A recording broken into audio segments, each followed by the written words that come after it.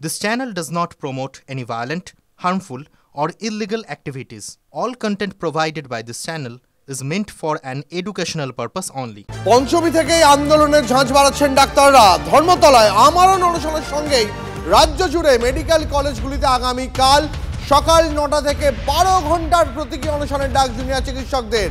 কাল college square থেকে ধর্মতলা চিকিৎসক স্বাস্থ্যকর্মীদের মহা মিছিল। পুলিশের বিরুদ্ধে অতি সক্রিয়তার অভিযোগ, আন্দোলনরত চিকিৎসকদের হামলা বা মামলা করে দমানো যাবে না। অনশন মঞ্চ থেকে হুঙ্কার আন্দোলনরত ডাক্তারদের।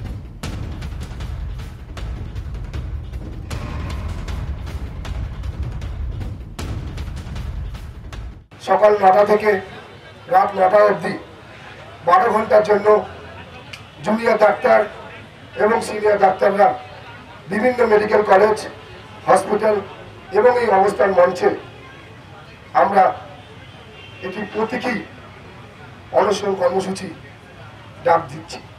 একই সাথে আগামীকাল কলেজ স্কয়ার থেকে ধর্মতলা অবধি বিকেল 4:30টার সময় বিভিন্ন ডাক্তার সংগঠন, স্বাস্থ্যকর্মীদের সংগঠন এবং সামাজিক সংগঠনের ডাকা এক মহামিছিলে বিভিন্ন কলেজে কলেজে যে অনশনকারীরা রয়েছে, আমাদের যে অনশনকারী সহযোদ্ধারা রয়েছে, তাদের নামে পুলিশ গিয়ে প্রত্যেকটা কলেজে কলেজে খোঁজ পাঠাচ্ছে এবং রীতিমতো একটা তাদের মানসিক মনোবল ভেঙে দেওয়ার একটা চেষ্টা করছে। এই লড়াইয়ের শেষ তারা দেখে ছাড়বেন যে কোনো রকম হামলা করে মামলা করে এই আন্দোলনকে কিন্তু দমানো যাবে না। এটুকু। আমাদের অনশনকারী যোদ্ধারা শারীরিকভাবে দুর্বল হয়ে পড়ছে, কিন্তু তাদের মানসিক জোর তাদেরকে অঙ্গীকারবদ্ধ এবং দৃঢ় প্রতিজ্ঞ রেখেছে।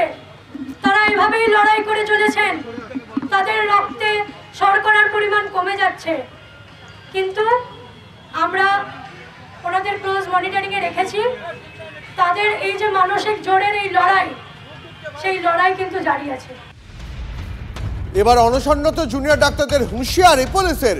ডোরিনা ক্রসিং এ 163 ধারা রয়েছে। ওই চত্বরে 5 জনের বেশি জমায়েতের উপর নিষেধাজ্ঞা। সেখানে অনশন আইন বিরুদ্ধ, প্রয়োজন হলে ব্যবস্থার হুঁশিয়ারি দিলেন নগরপাল। डॉक्टर्स जो है वो हंगर स्ट्राइक पे है, लेकिन आप ही ऑर्डर पे वो 163 इम्पोज है सर। तो आगे इस पर क्या सोच रहा है कि आप नहीं उसमें उचित कार्रवाई की जाएगी। আর কি পদক্ষেপ নেবে? পশ্চিমবঙ্গের তৃণমূল নেত্রী নিজেই বলছে যে ছোটখাটো দোষ করলে অত চিৎকার চেঁচামেচির কি আছে। যারা ধর্ষক তাদেরকে যদি এরকম দরাজ সার্টিফিকেট দেয়, আর পুলিশ নাকি খুব সেবা করছে বন্যায় ত্রাণে এদিক ওদিক, তাহলে স্বাভাবিকভাবেই যারা অত্যাচারী তাদের হিম্মত বাড়ে, আর যারা অত্যাচারিত হয় তাদেরকে দমন করবার চেষ্টা করা হয়।